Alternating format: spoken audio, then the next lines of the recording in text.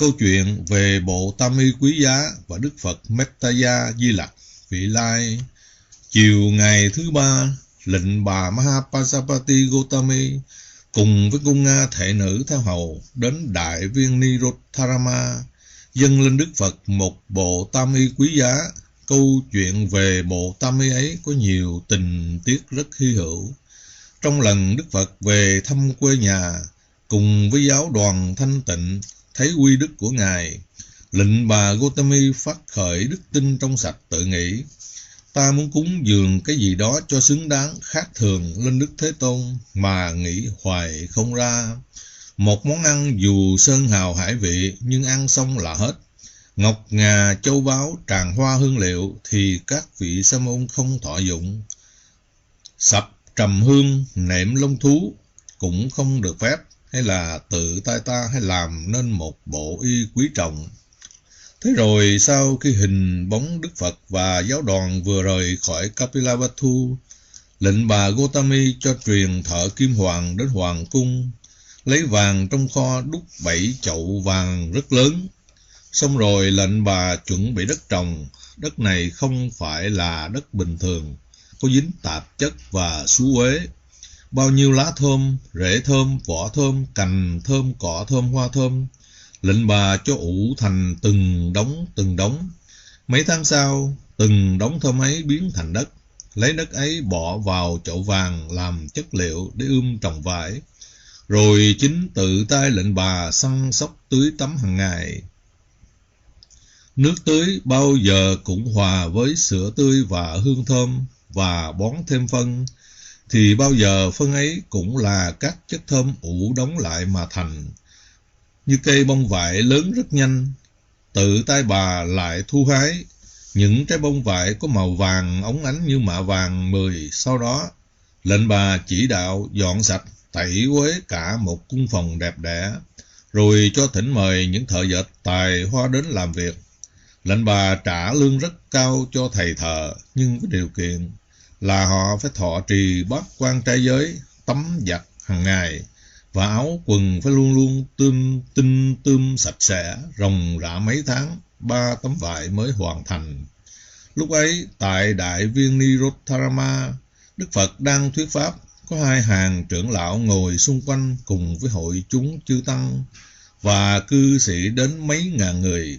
Thời pháp vừa dứt, lệnh bà Gotami đội mâm vàng, trên có 3 tấm y, đi bằng 2 đầu gối từ ngoài vào, sau lưng là mấy chục cung Nga thể nữ.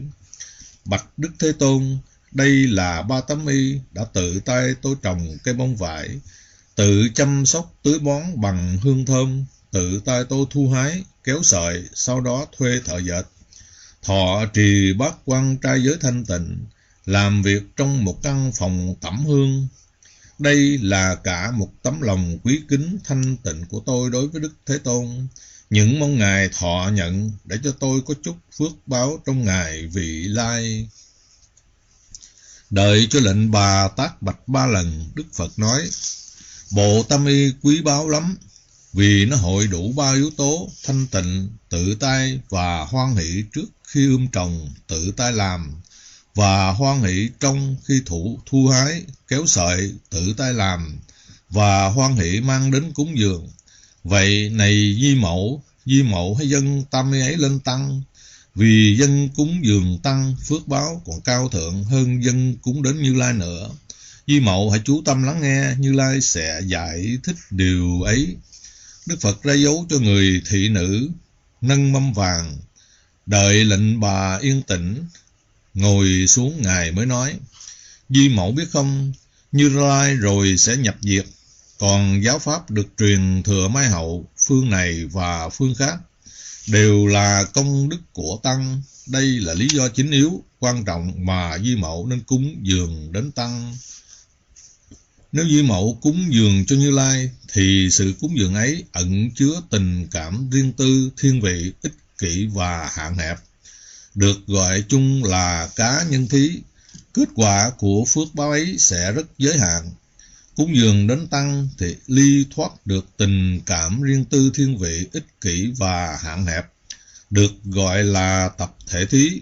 kết quả của phước báo này sẽ vô lượng vô biên, vì lợi ích và hạnh phúc lâu dài cho Di Mẫu mà Như Lai làm như vậy, chứ Như Lai cũng hiểu rõ sự dụng tâm lao khổ của Di Mẫu lắm.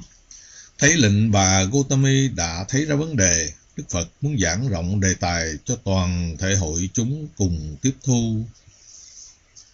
Này chư tỳ khưu và hai hàng cư sĩ áo trắng, Đức Phật cao giọng giảng. Có 14 loại cá nhân thí khác nhau, nhân khác nhau, quả khác nhau, phước báo thù thắng, vi diệu cao thấp, nhiều ít đều khác nhau. Thù thắng đệ nhất là Đức Chánh Đẳng Giác, thù thắng đệ nhị là Đức Phật Độc Giác, vi diệu đệ tam là chư vị A-la-hán, vi diệu thứ tư là những sa môn đang nỗ lực để chứng đắc đạo quả A-la-hán, cao thượng thứ năm là những sa môn đắc quả A-na-hàm, cao thượng thứ sáu là những sa môn đang nỗ lực để chứng đắc đạo quả A-na-hàm, cao thượng thứ bảy là những sa môn đắc quả Tư Đà Hàm, cao thượng thứ tám là những sa môn đang nỗ lực để chứng đắc đạo quả A-na-hàm, cao thượng thứ chín là những sa môn đắc quả Tu Đà Quần, cao thượng thứ 10 là những sa môn đang nỗ lực để chứng đắc đạo quả Tu Đà Quần. Thứ 11 có phước báo giới hạn là những đạo sĩ ngoại đạo đắc ngũ thông. Thứ 12 phước báo ít hơn là tại gia cư sĩ có giới đức. Thứ 13 phước báo càng ít hơn nữa là người không có giới hạnh. Thứ 14 chỉ chút ít phước báo là động vật, thú vật. Nghỉ hơi một lát, Đức Phật giảng tiếp. 14 đối tượng để cúng dường bố thí nêu trên, quyết định của phước báo, phần lớn còn tùy thuộc tâm thanh tịnh nhiều ít hoặc các ác nghiệp, tham sân phiền não của nhân vật thọ nhận. Ví dụ, người không có giới và thú vật thì rất ít phước báo.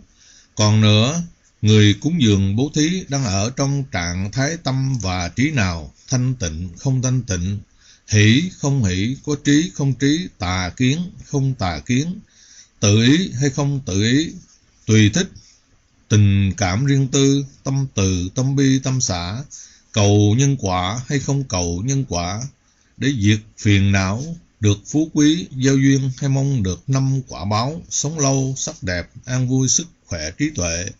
Các trạng thái tâm và trí ấy cũng quyết định phần lớn đến phước quả. Ngoài ra, bố thí cho thú vật có ân với người, cho quả khác hơn với thú vật không có ân với người. Có ân thì phước lớn hơn. Bố thí cho thú vật hiền lành được phước báo hơn. Các loại động vật hoang dã độc hại hung bạo như rắn rít, cọp beo, với người đói khổ nghèo nàn nhưng tâm tánh hiền lành chất phát, quả phước báo chắc chắn sẽ lớn hơn kẻ ngu si ác độc hung dữ. Này chư tỳ khưu và hai hàng cư sĩ áo trắng, Đức Phật nói tiếp, và sau đây là 7 loại tập thể thí phước báo bao giờ cũng lớn hơn, thù thắng hơn 14 cá nhân thí vừa rồi. Thứ nhất, thù thắng, vĩ đại và cao thượng nhất là cúng dường đến giáo đoàn tăng đông đạo có cả Như Lai. Thứ hai, cúng dường đến giáo đoàn tăng đông đạo không có Như Lai. Thứ ba, cúng dường đến hội chúng tăng trong một ngôi chùa, một tịnh xá, một tự viện. Thứ tư, cúng dường một chúng tỳ khưu do tăng phân phối chỉ định. Thứ năm, cúng dường một số đông tỳ khưu tùy theo sức mình, không lựa chọn. Thứ sáu, cúng dường 4-5 vị tỳ khưu trở lên do tăng chỉ định. Thứ bảy, cúng dường một vị tỳ khưu tại tư gia do tăng chỉ định. Người cúng dường trong 7 loại tập thể thí ấy sở dĩ cao thượng, thù thắng, vì họ không hề nghĩ đến mình, nhân quả của mình, mà chỉ nghĩ đến Tam Bảo, lợi ích của Tam Bảo, chỉ nghĩ đến tập thể tăng, hộ độ tăng vì lợi ích cho tăng, chỉ nghĩ đến sự phát triển giáo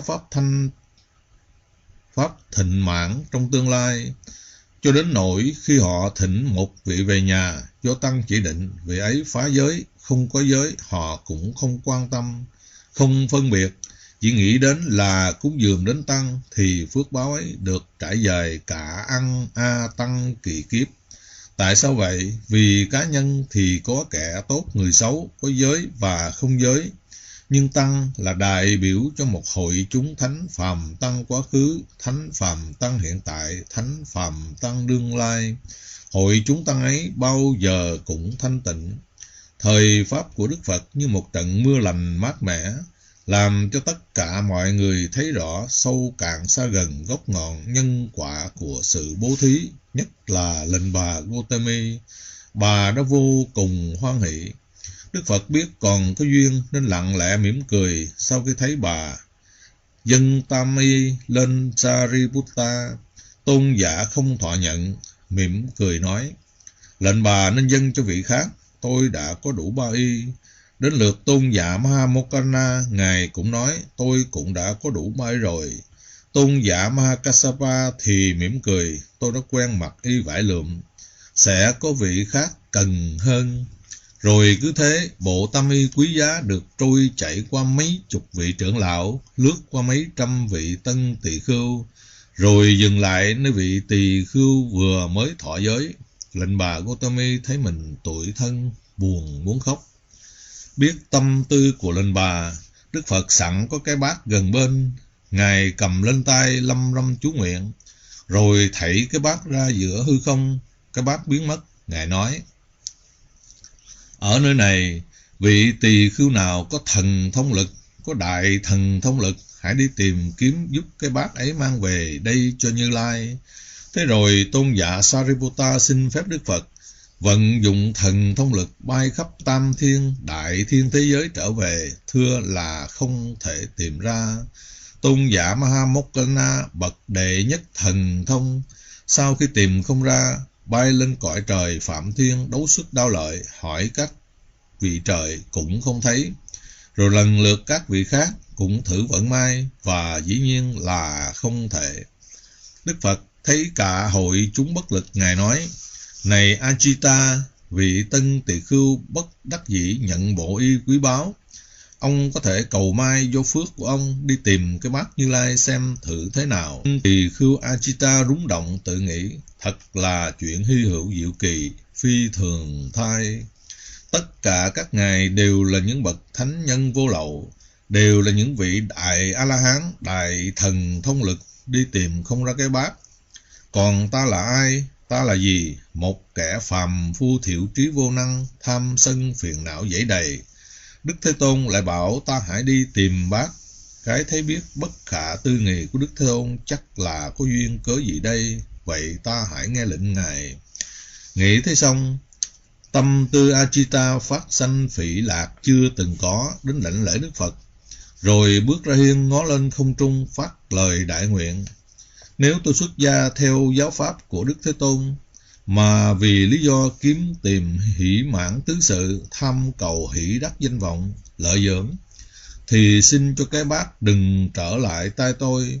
Nhược bằng tôi xuất gia, có tâm thành tín trong sạch, cần cầu nỗ lực tấn tu phạm hạnh, mục đích diệt trừ tham sân phiền não, chứng đắc đạo quả vô thượng, độ mình độ người, thì xin cho cái bát hãy rơi xuống tay tôi. Sau lời nguyện đều phi thường xảy ra, không biết từ đâu đó, cái bát của Đức Phật đã nằm trên tay của thanh niên tân tỳ khưu Ajita. Hội chúng trông thấy hiện tượng kỳ diệu, vô cùng hoan hỷ. Riêng lệnh bà Gotami thì bao nhiêu thương thân tội phận đều tiêu tan. Một ý nghĩ như ánh sáng tuệ bừng lên. Chỉ một vị tân tỳ khưu mà oai lực đã như thế, huống hồ là uy đức của hội chúng thánh tăng, gồm cả Đức Phật. Ôi, ta đã hiểu giá trị của tập thể thí rồi. Muốn cho niềm vui của lệnh bà được hỷ mãn, Đức Phật chợt tuyên bố: vị tân tỳ khưu Ajita trẻ tuổi này mai sau sẽ là một vị Phật, một đức chánh đẳng giác oai lực vô song, có ngoại hiệu là Mettaya. Như vậy là di mẫu, không những vừa dâng cúng bộ tam y quý giá lên tăng, mà còn cúng dường lên một vị Phật hầu lai nữa. Lệnh bà Gotami sụp lại, vô cùng tri ân. Đến đây bà mới hiểu trọn vẹn sử dụng tâm chu đáo, vô lượng bi mẫn của Đức Toàn Giác đối với bà.